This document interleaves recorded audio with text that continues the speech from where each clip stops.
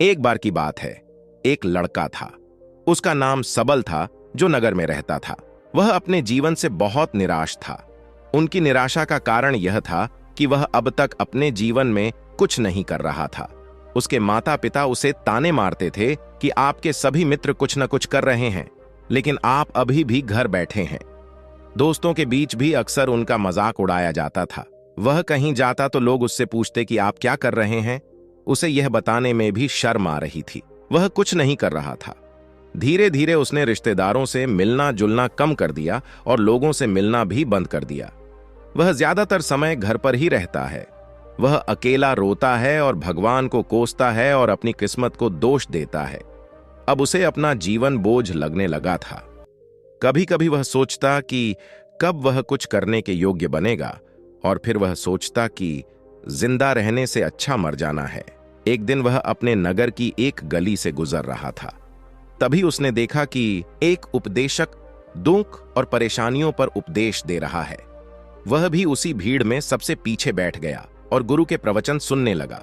उपदेशक कह रहा था, दुख एक शिक्षक की तरह है जो हमें जीवन की सच्चाई दिखाता है और हमें जीने का सही तरीका सिखाता है। आप चाहें तो जिंदगी जीना भी सीख सकते हैं। गुरुजी उपदेश दे रहे थे कि तुम चाहो तो कुछ भी हासिल कर सकते हो, और अगर चाहो तो एक कोने में बैठकर रो सकते हो। इन सभी बातों को सबल ध्यान से सुन रहा था, लेकिन शिक्षक की यह बातें पसंद नहीं आई। उसने खड़े होकर कहा कि कुछ भी सिखाने से दुख दूर नहीं होता। इसमें केवल दर्द होता है। दुख की पीड़ा अनंत है। ऐसा लगता है कि इसके बाद कुछ होने वाला नहीं है। इससे कुछ भी फर्क नहीं पड़ता है। इसके सामने तो मौत भी छोटी लगती है। उपदेशक ने कहा, फिर तुम्हारा दुख क्या है? सबल ने उसके सामने अपनी सारी व्यथा सुनाई और पूछा, मेरे दुख का कोई उपाय है तुम्हारे पास? यह सुनकर शिक्षक मुस्कुराए और बोले, तुम उस दिन मेरे पास आओ जब आपके जीवन में वास्तविक दर्द हो। मैं आपकी समस्या का समाधान अवश्य करूंगा। यह कहकर गुरु वहां से चला गया। सबल ने सोचा, कहीं मेरा दुख नकली तो नहीं है? क्या मैं जिस दर्द से गुजर रहा हूं वह नकली है? मेरा दुख कोई नहीं समझ सकता। जब मां बाप नहीं समझते तो गुरु क्या समझेगा? उनके दुखों से व्यथित होकर सबल ने एक फैसला लिया कि अब वह कुछ करेगा। सबल ने एक छोटा व्यवसाय शुरू किया, पर उसे सफलता नहीं मिल रही थी। लेकिन उसके घर वाले पूछते हैं कि क्या वह कुछ कोशिश कर रहा है। वह अपने व्यवसाय में लगा रहा और धीरे धीरे उन्हें सफलता मिलने लगी। फिर उसने गति पकड़ी और केवल 3 साल के अंदर ही वह एक बड़ा बिजनेसमैन बन गया। अब सबल के आसपास ऐसे कई लोग थे जो उसकी परवाह करता था, जो उससे प्यार करता था। अब उनके परिवार के सदस्य भी उसकी तारीफ करते नहीं थक रहे थे। दिन ब दिन उसके मित्रों की संख्या बढ़ती जा रही थी। अब वह अपनी जिंदगी से बहुत खुश था। उनके कुछ दोस्तों ने उन्हें सलाह दी कि जब आप एक बड़ा बिजनेसमैन बनकर बहुत खुश हैं, तो सोचिए आपको कितनी खुशी होगी अगर आप इस शहर और इस राज्य के सबसे बड़े बिजनेसमैन बन जाते हैं। कितने लोग आपसे जुड़ना चाहेंगे, आपकी कितनी बड़ी ख्याति होगी, और स्वयं राजा भी आपसे दोस्ती करना चाहेंगे और जरूरत पड़ने पर ही आपसे पैसे उधार लेंगे। दोस्तों की यह बात सबल के मन में घर कर गई। अब वह और पैसे कमाने की कोशिश करने लगा, लेकिन उसे यह सब बहुत ही जल्दी चाहिए था। वह समय बर्बाद नहीं करना चाहता था। उनका अधिकांश समय इन चीजों को प्राप्त करने में गलाने लगा। इसलिए वह ऐसे काम करने लगा जो सही नहीं था। उसने बड़ा उधार लेना शुरू कर दिया। उसके दोस्तों से पैसे की मात्रा और अधिक मुनाफा कमाने के लालच में वह अपने माल में मिलावट करने लगा। उसने अन्य व्यापारियों के खिलाफ भी साजिश रची और उन्हें डराया धमकाया। जैसा उसके दोस्त कहते थे वैसा ही करता था। वह इन तरीकों से ज्यादा पैसा कमा रहा था, पर अब उसके जीवन में पहले जैसा चैन न था। उनके मन की शांति गायब हो गई थी और वह रात को सो नहीं पाता था। वह हंगामे में रहता था। वह सब कुछ पाकर भी उन्हें किसी चीज में सुख नहीं मिल रहा था। एक दिन सबल अपनी गाड़ी में कहीं जा रहा था। तभी रास्ते में उन्हें उपदेशक का आश्रम दिखाई दिया। वह रुका और गुरु के पास जाकर बोला, संत, आपने मुझे मेरे पास आने के लिए कहा था। जब मेरे जीवन में सच्चा दुख आता है, अब मैं बहुत दुखी हूं कि मेरी नींद हराम हो गई है। मुझे कहीं भी शांति नहीं मिल रही है। इस प्रकार सबल ने अपनी सारी समस्याएं गुरु को बता दी। गुरु ने कहा, जब तुम पहली बार मुझसे मिलने आए थे तब भी तुम किसी दुख में थे। आपने उस दर्द से क्या सीखा? सबल ने कहा कि सिर्फ सोचने और चिंता करने से कुछ नहीं होता। आपकी दृष्टि को सच करने के लिए यह कार्रवाई करता है। और सिर्फ काम करने से कुछ नहीं होता, परिणाम भी मिलना चाहिए।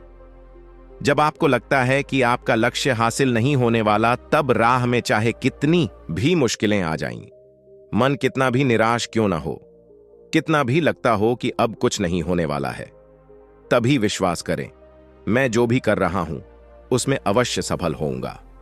खुद पर ध्यान दो, लोगों पर नहीं। लोग केवल सफल लोगों का सम्मान करते हैं। कोई कितना भी अच्छा क्यों ना हो, वह हमेशा लोगों की नजरों में बोझ बने रहते हैं। यह सब सुनकर उपदेशक मुस्कुराया और बोला, जब आपके पास है तो यह वास्तविक दुख नहीं है। अपने जीवन में वास्तविक दुख आए तब मेरे पास आओ, मैं उसे ठीक कर दूंगा। सबल ने जाते समय साधु को सोने के सिक्कों से भरा घड़ा भेंट किया। घड़े को देखकर गुरु ने कहा कि यह मेरे किसी काम का नहीं है, उस पेड़ के नीचे गड्ढा खोदकर गाड़ दो। सबल ने घड़े को पेड़ के नीचे दबा दिया, जैसा कि गुरु ने बताया, और वहां से चला गया। कुछ दिनों से कारोबार ठीक चल रहा था, लेकिन व्यापार के गलत तरीके के कारण धीरे धीरे उसे व्यापार में घाटा होने लगा। उसकी सारी दौलत धीरे धीरे खत्म होने लगी, और एक दिन ऐसा भी आया जब उसके पास कुछ भी नहीं बचा और उस पर कर्ज का बोझ चढ़ गया था। परंतु वह निश्चिंत था, क्योंकि उसने अपना सारा कर्ज अपने दोस्तों से लिया था। उसने सोचा कि उसके दोस्त बुरे वक्त में उनके साथ खड़े रहेंगे, लेकिन ऐसा कुछ नहीं हुआ। जैसे ही बुरा वक्त आया, दोस्त पहले उससे कर्ज मांगने लगे। अगर उसने कर्ज नहीं लौटाया, उन्होंने उसे जान से मारने की धमकी भी दी। उनके सभी शुभचिंतक और प्रियजन उससे दूर हो गए। उसके दोस्त, जो उसके साथ मस्ती किया करते थे, अब उससे दूर भाग रहे थे। उसका परिवार उसकी गलतियां और कमियां गिनने लगा। उनकी सारी संपत्ति नीलाम कर दी गई और उसके पास कुछ भी न बचा। जब उसने अपने पिता से मदद मांगी, पिता ने कहा कि मेरे पास थोड़ी सी संपत्ति है, मैं तुम्हारी मां को क्या कहूंगा अगर मैं तुम्हें दे दूं? यह संपत्ति हमारा अंतिम उपाय है। सबल के मन में गहरा दुख छा गया। उसके आसपास कोई नहीं था जो उनके दुख को समझ सके, जो उसे संभाल सके। जनता के इस विश्वासघात के कारण वह अंदर से टूट चुका था। वह सोचने लगा कि अब जीने का क्या मतलब है, अब मौत ही मेरा सहारा है। वह आत्महत्या करने के लिए पहाड़ी पर जा रहा था। तब से उसे याद आया कि उस शिक्षक ने उससे कहा था, मेरे पास आओ जब तुम्हारे जीवन में वास्तविक दुख हो। सबल गुरु के पास गया और अपनी सारी व्यथा सुनाई, आंखों में आंसू लिए। उसने कहा, हे गुरुजी, मेरे दुख का निवारण कीजिए। गुरु ने कहा, जब जीवन में असली दुख होता है तब मेरे पास आ जाना, मैं इसे जरूर ठीक करूंगा। सबल ने कहा कि यह क्या हो रहा है, मेरी जिंदगी में अभी दुख नहीं है, तो आखिर असली दुख क्या है? गुरुजी ने सबसे कहा कि पहले आप मुझे बताओ, आपने अपने दुख से क्या सीखा? सबल ने कहा कि मैंने वह सीखा, जो लोग हमारे जीवन में आते हैं वह हमारी सफलता और प्रगति के कारण वो हमें धोखा जरूर देंगे, क्योंकि बुरे समय में वे हमारे साथ नहीं खड़े होंगे। वे अच्छे समय में ही हमारा फायदा उठाएंगे और बुरे समय में हमें छोड़ देंगे। उन लोगों पर ही भरोसा करें जो हमारे बुरे समय में हमारे साथ खड़े रहते हैं। लेकिन ऐसे लोग बहुत कम होते हैं, लेकिन जिनके पास है उन्हें उनकी सराहना करनी चाहिए, उनका अपमान नहीं करना चाहिए। मैंने कभी भी किसी के खिलाफ साजिश नहीं रखना चाहिए। अपना काम ईमानदारी और धैर्य से करें और कभी लालची मत बनो। अपने सारे दुख दर्द और अनुभव बयां करने के बाद सबल गुरुजी के सामने आंखों में आंसू लिए बैठ गया। कुछ देर बाद साधु उठे और पेड़ के नीचे एक गड्ढा खोदा और घड़ा निकाल लिया, जो सोने के सिक्कों से भरा हुआ था। उसने सबल को देकर कहा, मेरे पास आओ जब तुम्हारे जीवन में वास्तविक दुख हो। सबल ने अपने शिक्षक को धन्यवाद दिया और उसे प्रणाम करके चला गया। उस पैसे से उन्होंने एक छोटा सा व्यवसाय शुरू किया। अब वह छोटा व्यापारी बनकर भी खुश हैं। उन्होंने पूरी लगन और ईमानदारी से कारोबार किया। जल्द ही वह अपने शहर का एक बड़ा व्यापारी बन गया। उनका जीवन सुख सुविधाओं से भरा हुआ था। लेकिन कोई कितना भी अच्छा क्यों ना हो, लेकिन जीवन में दुख आता है तो सबल के जीवन में भी दुख आते थे। अपने माता पिता की मृत्यु के रूप में वे दोनों एक ही दिन मर गए। सबल अपने माता पिता से बहुत प्यार करता था, इसलिए उनके निधन से उन्हें गहरा सदमा लगा। वह शवों को ले गया, दोनों को श्मशान घाट ले गया, जहां अंतिम संस्कार किया गया।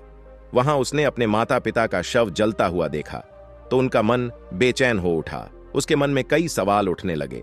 वह घर वापस आ गया, इसलिए उसने अपने माता पिता के घर और संपत्ति को देखा, जिसके लिए उनके पिता हमेशा लड़ते रहे। आज जो छूटा पड़ा है, जिन्होंने इसकी देखभाल की, इसके लिए लड़ने वाले इस दुनिया से चले गए। उसके पिता ने जो कुछ कमाया वह सब यहीं रह गया। एक दिन पहले तक उसके पिता मारपीट करते थे किसी के साथ उसकी संपत्ति के लिए। आज वो खुद इस दुनिया से चले गए। उसका मन ऐसे अनेक विचारों के बवंडर में था। वह अंदर से अकेला और डरा हुआ महसूस कर रहा था। वह खाली महसूस कर रहा था। उसे लगा कि कुछ है, वह समझ नहीं सका। इसलिए वह गुरु के पास गया। उसे देखकर गुरुजी ने कहा, क्या जीवन में कोई दुख है? सबल ने कहा, वैसे तो जीवन में कोई दुख नहीं है, सब कुछ अच्छा चल रहा है, लेकिन आज मेरे माता पिता का देहांत हो गया है। मैं इस घटना से बेहद दुखी और परेशान हूं। गुरुजी ने कहा, इसमें दुखी होने की क्या बात है? एक दिन सबके अपनों को मरना है। कोई न कभी जिया है और न कभी रहेगा। एक दिन तुझे भी मरना है। शायद तुम कल ही मर जाओगे, या आप आज भी मर सकते हो। सबल ने कहा, क्या कह रहे हो गुरु जी? मैं भी मर जाऊंगा, लेकिन मैं अभी जवान हूं। गुरु ने कहा कि सब जी रहे हैं इस भ्रम में कि मृत्यु केवल दूसरों को आती है, बड़ों के पास ही आती है, लेकिन जवान और बूढ़े मर जाते हैं, बच्चे मर जाते हैं। मौत का उम्र से कोई लेना देना नहीं है। ये सभी को प्रभावित करता है। मास्टर जी की ये बातें सबल के मन में घर कर गईं और वह चुपचाप चला गया। लेकिन उसका मन अभी भी बेचैन था। वह खाली महसूस कर रहा था। वह सारा दिन अपने बारे में ही सोचता रहा कि वह कौन है, वह इस दुनिया में क्यों आया है, क्या जीवन का लक्ष्य केवल चीजों को खाना और मरना है? ऐसे कई सवाल उसके दिमाग में लगातार उठ रहे थे, लेकिन उन्हें अपने किसी भी सवाल का जवाब नहीं मिल रहा था और उसका दुख दिन ब दिन बढ़ता ही जा रहा था। इसलिए कुछ दिन बाद वह फिर से गुरुजी के पास पहुंचा और बोला, हे स्वामी, मैं बहुत दुबाखी हूं, क्योंकि मैं यह नहीं जान पा रहा हूं कि मैं कौन हूं और अपने साथ ले जा सकते हैं। सबल ने कहा, कोई भी इंसान अपने साथ कुछ भी नहीं ले जा सकता, वह सिर्फ अकेला ही जाता है। मेरे माता पिता भी अपने साथ कुछ भी नहीं लेकर गए। सब कुछ धन संपत्ति वैभव सब कुछ यहां पर छोड़कर गए। शिक्षक ने कहा, अब मेरी बात ध्यान से सुनो। इस संसार में हमें जो संग्रह करना चाहिए वह हम नहीं करते। चीजें हमारे सामने होती हैं, लेकिन हम उन्हें देखने की कोशिश नहीं करते।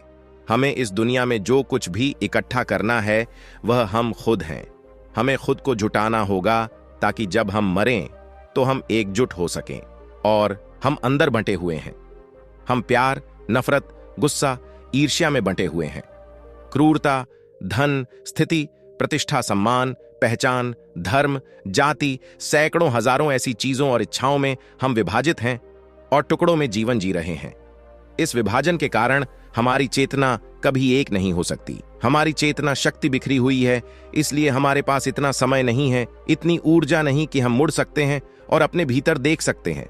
वास्तव में धन, सम्मान और सुविधाओं का अभाव, लोग इसे दुख समझते हैं और जीवन भर के लिए जो दुख कहकर रोते रहते हैं और समाधान खोजने का प्रयास करते रहते हैं, उन्हें अपना समाधान कभी नहीं मिलेगा। क्योंकि जिसे लोग दुख कहते हैं वह वास्तविक दुख नहीं है। यह सिर्फ एक आदमी की इच्छा है। उसकी इच्छा कभी पूरी नहीं होती, इसीलिए व्यक्ति को कभी उनके प्रश्नों का समाधान नहीं मिलता। इसलिए इन सब से परे, यदि आप अपने दुखों का अंतिम समाधान चाहते हैं तो सबसे पहले खुद को समेटो। इस दुनिया से अपनी ऊर्जा वापस ले लो और इकट्ठा करो। अपने आप पर ध्यान केंद्रित करो, स्वयं पर ध्यान दो। अपने मृत्यु से पहले अपने आप को जानने की कोशिश करो, बिखरो मत। सबल ने कहा, तो गुरुजी, क्या हम इस संसार को छोड़ दें? हमारी सभी इच्छाओं को मार देना चाहिए। किसी से प्रेम नहीं करना चाहिए, धन संग्रह नहीं करना चाहिए, सम्मान की आशा छोड़ देनी चाहिए। शिक्षक ने कहा, कि भावनाओं और इच्छाओं ऐसे बिखरे हुए मनुष्य में से निकल आओ, जैसे कोई पत्थर पहाड़ से गिरे जिस पर पर्वत का कोई वश नहीं है सिवाय देखने के, परेशान होना और कुछ खोना। वैसे ही बिखरे हुए मनुष्य की इच्छाएं बेकाबू और दर्दनाक हैं। उसका अनियंत्रित मन इच्छा करता रहता है और कल्पना करता रहता है, और यह दुख देता है। लेकिन जब एक व्यक्ति अपने मन को एकत्र करता है तो वह जो कुछ भी करता है वह उसके नियंत्रण में होता है। फिर उसकी इच्छा से इच्छाएं भी उत्पन्न होती हैं। सबल ने कहा कि आपने मेरे असली दुख का समाधान कर दिया। आपका बहुत बहुत धन्यवाद। अब से मैं खुद को समेटने, खुद को तराशने की कोशिश करूंगा। गुरुजी ने कहा कि मानव शरीर में बहुत ऊर्जा और शक्ति है, लेकिन यह फालतू के कामों में बटा हुआ है, बेकार की बातों में लगा हुआ है। यह एक बहुत ही शक्तिशाली मशीन की तरह है। एक बच्चे के हाथ में रखा जा रहा है और वह बिना सोचे समझे अपनी शक्ति बर्बाद कर रहा है, और बिना किसी नियंत्रण के। इसीलिए इस शक्ति पर ध्यान दें, अपनी चेतना, और इसे इकट्ठा करें। सबल को अपने प्रश्नों का उत्तर मिल गया। उसने अपने गुरु का शुक्रिया अदा किया और चुपचाप चला गया।